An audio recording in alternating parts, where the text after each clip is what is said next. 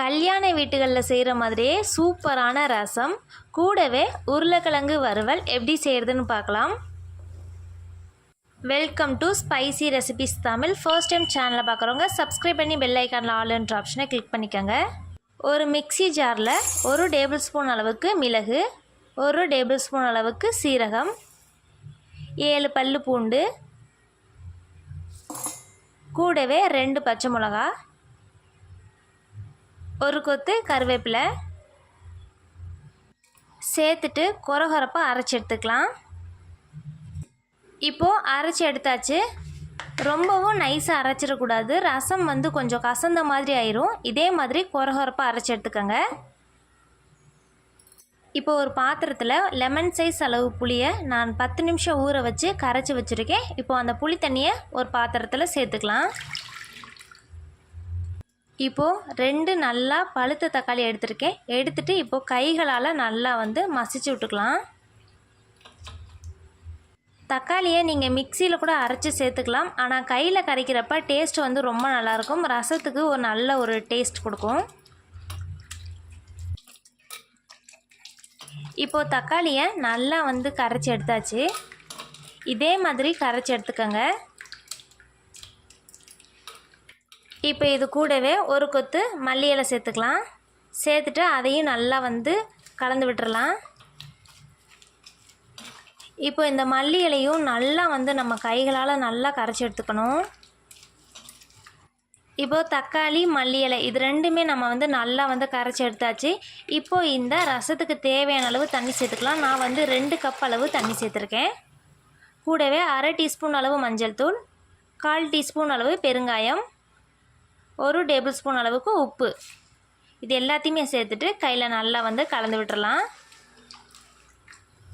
நல்லா கலந்து விட்டுட்டு இப்போ ஒரு கடாயில் 2 டேபிள் ஸ்பூன் அளவுக்கு எண்ணெய் ஊற்றிக்கலாம். எண்ணெய் நல்லா காஞ்சதுக்கப்புறமா 1 டேபிள் ஸ்பூன் அளவுக்கு கடுகு உளுந்தம் பருப்பு சேர்த்து நல்லா வெடிக்க விட்டுக்கலாம். கடுகு நல்லா வெடித்ததுக்கப்புறமா 2 வரமிளகாவை கிள்ளி வச்சுருக்கேன், அதை சேர்த்துக்கலாம். கூடவே ஒரு கொத்து கருவேப்பிலை சேர்த்துக்கலாம். சேர்த்துட்டு இப்போது நம்ம அரைச்சி வச்சுருந்த மசாலாலாம் சேர்த்துக்கலாம். சேர்த்துட்டு ஒரு 2 நிமிஷத்துக்கு நல்லா எண்ணெயிலே வதக்கி விட்டுக்கலாம். நல்லா வதக்கி விட்டதுக்கப்புறமா நம்ம கரைச்சி வச்சுருந்த ரசத்தை சேர்த்துக்கலாம்.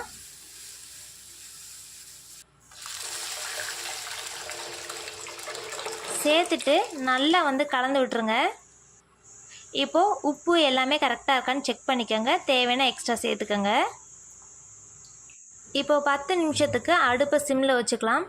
இப்போ பாருங்கள் நல்லா நுர பொங்கி வருது. இந்த ஸ்டேஜில் ரசத்தை நம்ம இறக்கிடணும். கொதிக்க விட்டுட்டோம்னா ரசம் கருத்த மாதிரி ஆயிரும். அவ்வளோதான், நம்மளோட சூப்பரான சுவையான ரசம் தயாராகிருச்சு. இருமல், சளி, காய்ச்சல் இந்த மாதிரி இருந்தால் கண்டிப்பாக இந்த ரசத்தை ட்ரை பண்ணுங்கள். இப்போது நம்ம சூப்பரான உருளைக்கிழங்கு வறுவல் எப்படி செய்கிறதுன்னு பார்க்கலாம். ஒரு கடாயில் 1.5 டேபிள் ஸ்பூன் அளவு எண்ணெய் ஊற்றிக்கலாம். எண்ணெய் நல்லா காஞ்சதும் 1 டீஸ்பூன் கடுகு உளுந்தம் பருப்பு, கடுகு நல்லா வெடித்ததுக்கப்புறமா கூடவே ஒரு கொத்து கருவேப்பிலை. இப்போது 2 உருளைக்கிழங்கை சின்ன சின்னதாக கட் பண்ணி வச்சுருக்கேன், அதை சேர்த்துக்கலாம். சேர்த்துட்டு நல்லா கலந்து விட்டுடலாம். இப்போது இந்த கிழங்குக்கு தேவையான அளவு உப்பு சேர்த்துக்கலாம். 1/2 டீஸ்பூன் அளவுக்கு உப்பு சேர்த்துக்கலாம். உப்பு சேர்த்துட்டு நல்லா கலந்து விட்டுருங்க.